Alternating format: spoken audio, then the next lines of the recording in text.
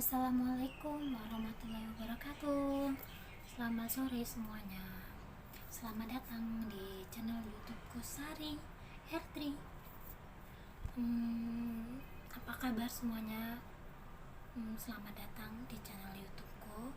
Ini video pertamaku.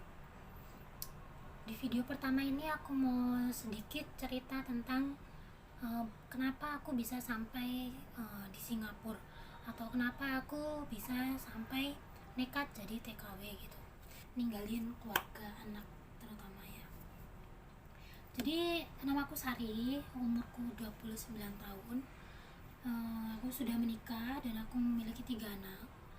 Anak pertama itu cowok, sekarang umurnya sudah 12 tahun.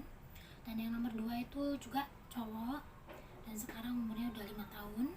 Dan yang nomor 3 itu cewek, itu umurnya sekarang udah 3 tahun. Dan aku datang ke Singapura itu dari tahun 2018. Dari tahun 2018 tuh aku pertama datang ke Singapura ini. Awal mula aku jadi TKW. Jadi dulu itu kenapa aku bisa sampai sini, dulu tuh ada masalah lah.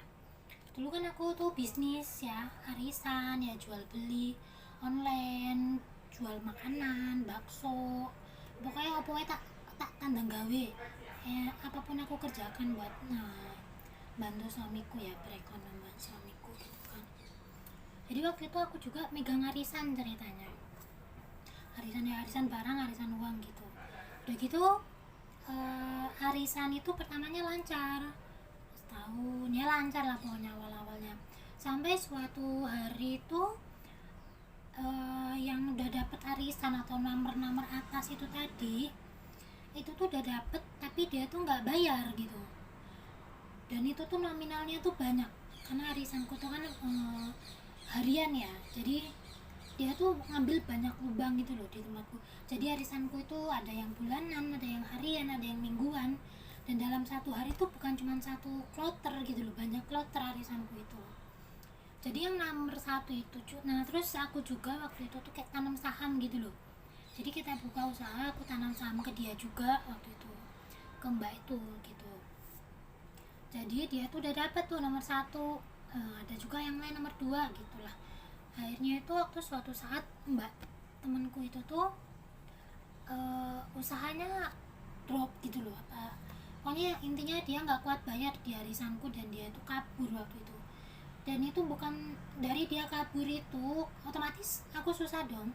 Udah aku tanam saham ke dia, dia ikut arisan di aku nomor awal, nggak bisa bayar, otomatis aku yang harus nalangin. Karena member-member yang di bawah itu tuh nggak mau tahu, pokoknya mereka maunya aku yang pegang, aku yang tanggung jawab. Di situ aku berusaha tanggung jawab, meskipun waktu itu kondisinya ya aku juga ya orang nggak punya ya, namanya aku buka usaha, buka itu kan karena aku ya pengen up istilahnya. Dapat masalah itu ya otomatis dengan sedikit uang itu aku berusaha nutupin si mbak itu tadi.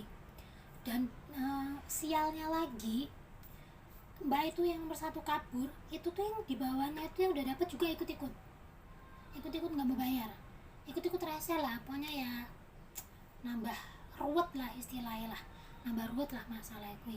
Kayak kabeh mau nggak iso meneh, nggak gelem nunggu, nggak mau lagi nunggu arisan yang harusnya dapat bulan depan, maunya direfund. Jadi yang udah bayar ke aku itu dia maunya direfund, duitnya mau dipulangin. Ya aku ya duit dari mana, nggak ada duit toh otomatis. Sedangkan aku waktu itu jualan mie ayam kerjaanku sama arisan gitu lah. Udah gitu itu juga aku tuh baru melahirkan anakku juga umur 5 bulan, 4-5 bulanan lah itu. Udah gitu kan ya pusing aku, aduh pusing, udah jualan juga udah nggak konsen, udah arisan ya berantakan bisnisku gitu, ngurusin bayi juga.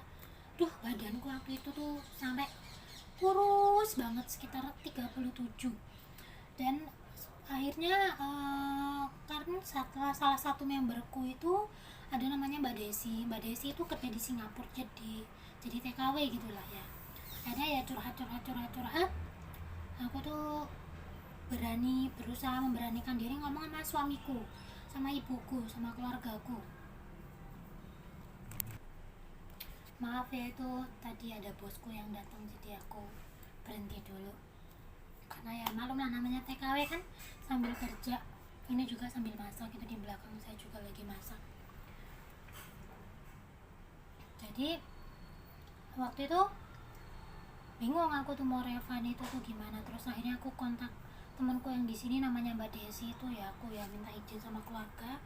Susah lah, suami juga nggak ngizinin, tapi ya mau gimana, itu utang makin hari makin banyak.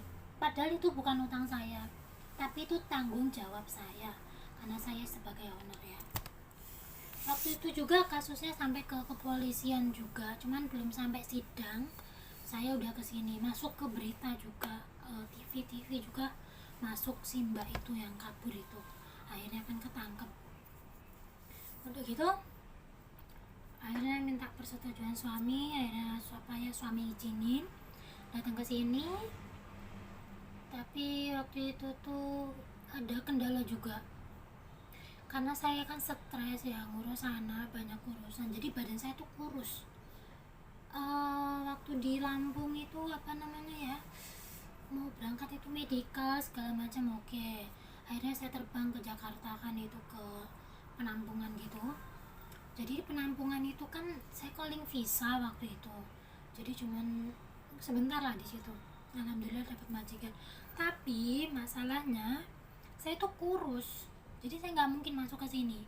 Berat badan saya mungkin 37 lah, 37, pokoknya kurus banget. Nggak ada, ini nggak ada, pokoknya kurus gitu. Udah gitu kan namanya kita mau jadi TKW itu dapat pesangon 2 juta, 2 juta kalau nggak salah, 2 juta waktu itu. Jadi pikiran saya tuh dapat pesangon 2 juta saya kirimkan buat anak saya, separuh buat anak saya, separuh buat nyicil utang gitu pikir saya. Ternyata nggak bisa, karena di situ kan badan saya kurus, jadi saya harus minum susu yang buat penggemuk badan itu. Sedangkan saya waktu itu udah dapat majikan di situ tuh, udah interview gitu loh, dari Singapura ke Indonesia itu udah interview. Terus waktu itu akhirnya saya tuh beli susu penggemuk pakai uang 2 juta itu tuh, buat susu penggemuk, buat vitamin, buat makan. Pokoknya mem itu tuh saput saya, ayo makan yang banyak.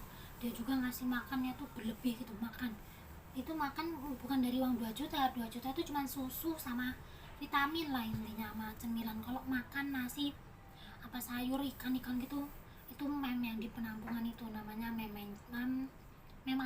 Thank you memance. Udah gitu dia yang kasih saya saput lah ya, kayak gitulah. Akhirnya nggak ada sampai sebulan memance itu terbangin saya ke sini. Berat badan saya juga waktu itu alhamdulillah nambah 3 kilo, jadi 40 kilo udahan. Saya di situ waktu itu ada 7 orang kalau nggak salah, Mbak Titin namanya itu, Mbak Titin siapa lagi, pokoknya saya, Mbak Titin, saya lupa nama-namanya, pokoknya semuanya ada 7 orang. Cuman saya terbang itu 4 orang, saya ingat 4 orang tuh saya paling tua tapi saya tuh paling kecil, bukan kecil apa ya, garing, krempeng, kurus ngono lho lah wis.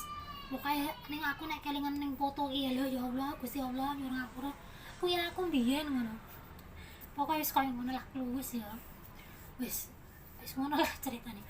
Kuwi aku itu aku terbang ke Singapura medikal segala macam, alhamdulillah lancar sampai aku waktu itu kan kita sebelum diambil majikan kan stay dulu di boarding house itu sekitar 1 minggu kurang lebih. Habis itu majikanku jemput. Nah jobku itu waktu interview itu jaga ama, cuman jaga ama, 1 orang ama itu tinggal di Bukit Timah kalau nggak salah ya, Bukit Timah. Udah gitu 1 hari itu anaknya jemput aku, anaknya si ama itu, dan kita stay di Woodland cuma 1 hari 1 malam ya, perkenalan. Anaknya baik banget, aku tuh dibeliin baju, celana, sendal, pokoknya perlengkapan pribadiku tuh sedikit dia komplitin gitu buat aku gitu. Kita nginep itu di rumah anaknya itu di Woodland 1 malam. Baik banget di situ, pokoknya aku ditanya baik pokoknya, terus nggak boleh apa-apa juga datang ke situ. Udah gitu besoknya pagi aku diantar sama ya ama juga ada di situ nginep bareng, diantar sama anaknya itu sama menantunya itu ke Bukit Timah di rumah ama gitu. Sampai di sana seminggu 2 minggu ya oke lah, normal gitu. Sampai satu hari itu aku baru paham aku tuh suka pindah barang, mindahin barang loh. Pokoknya bentinane barangnya wingi tekan kayak kene sesuai kayak kono, sesuai kene kayak kono. Nah aku itu tuh mindah barang itu tuh nggak pernah bener gitu lah. Aku tuh selalu salah pokoknya. Intinya itu juga kan pertama ya, namanya orang rantau. Kata orang kan ibu mertua itu kejam, cuman kan kalau kita ikut mertua kejam kita bisa lari ke temen lah gitu ya.